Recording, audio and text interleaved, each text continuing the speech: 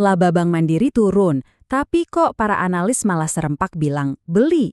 Aneh kan?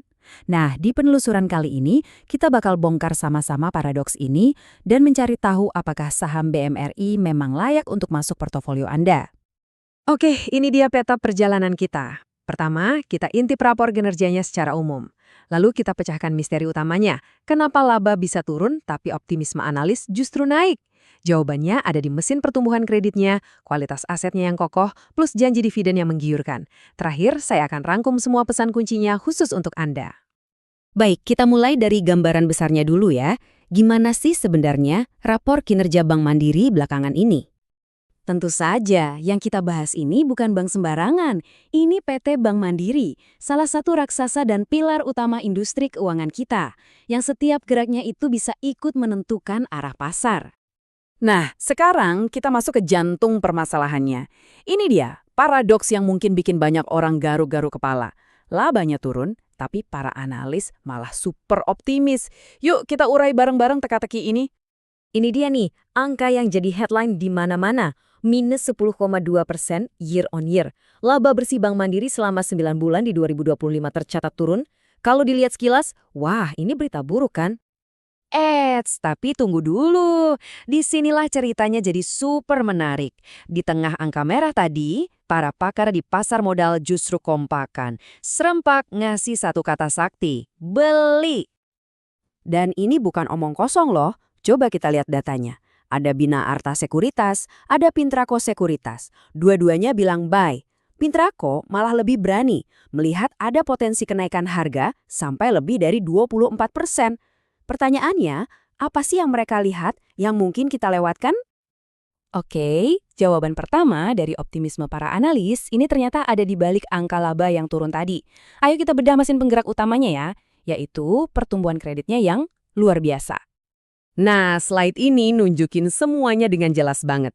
Saat rata-rata industri perbankan tumbuhnya cuma 11%, kreditnya Bank Mandiri melesat 21,5%. Hampir 2 kali lipatnya loh. Ini bukan sekedar tumbuh, ini sinyal kuat kalau Bank Mandiri lagi agresif banget memakan pangsa pasar. Terus apa aja sih motor penggeraknya? Secara total, kredit tumbuh hampir 11%, dan itu bahkan di atas target internal mereka sendiri. Kalau kita gali lebih dalam, pahlawannya itu segmen korporasi yang tumbuhnya kenceng banget, terutama dari dana yang digelontorkan ke sektor-sektor vital kayak energi dan air. Tentu saja, pertumbuhan yang ngebut itu harus ditopang sama fondasi yang kuat kan? Nah, sekarang ayo kita cek kesehatan Bank Mandiri. Kualitas aset sama likuiditasnya kuat nggak buat menopang laju pertumbuhan ini?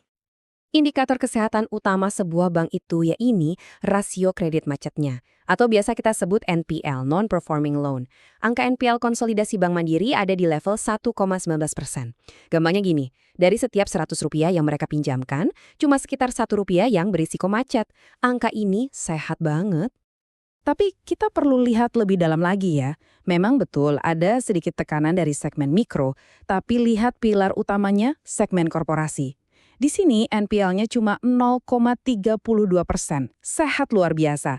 Di sisi lain, brankas mereka juga makin penuh, kelihatan dari dana nasabah yang tumbuh kuat 13%. Jadi uang masuknya juga deras. Oke, pertumbuhan bagus, fondasi kokoh.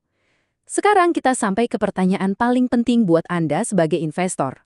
Terus, untungnya buat saya apa? Nah, mari kita bicara soal potensi dividen dan valuasi sahamnya. Dan ini mungkin bagian yang paling bikin ngiler.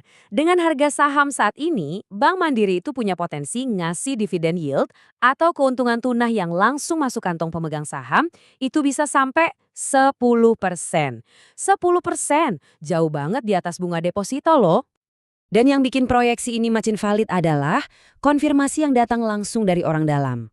Direktur Keuangan Bank Mandiri sendiri yang bilang begitu. Jadi ini bukan lagi sekedar analisis orang luar, tapi sinyal keyakinan yang datang dari dapurnya langsung. Baik, setelah kita lihat semua data dan analisis tadi, yuk kita tarik benang merahnya. Apa pesan kunci yang bisa kita bawa pulang? Kita dengerin lagi langsung dari Ibu Direktur Keuangan, beliau melihat ini sebagai peluang investasi jangka panjang. Dan menurutnya, harga sekarang ini yang lagi terjangkau justru adalah momen yang paling pas buat masuk. Ini kan klop banget ya sama yang kita lihat tadi, fundamentalnya kuat, tapi harganya lagi diskon. Jadi, kesimpulannya kembali kepada Anda. Di satu sisi, ada penurunan laba yang jadi berita utama. Tapi di sisi lain, ada pertumbuhan kredit yang melesat jauh, fondasi aset yang sehat, dan iming-iming dividen yang super menarik. Pertanyaannya sekarang, apakah berita buruk ini justru merupakan sebuah kesempatan emas yang tersembunyi untuk berinvestasi jangka panjang di Bank Mandiri?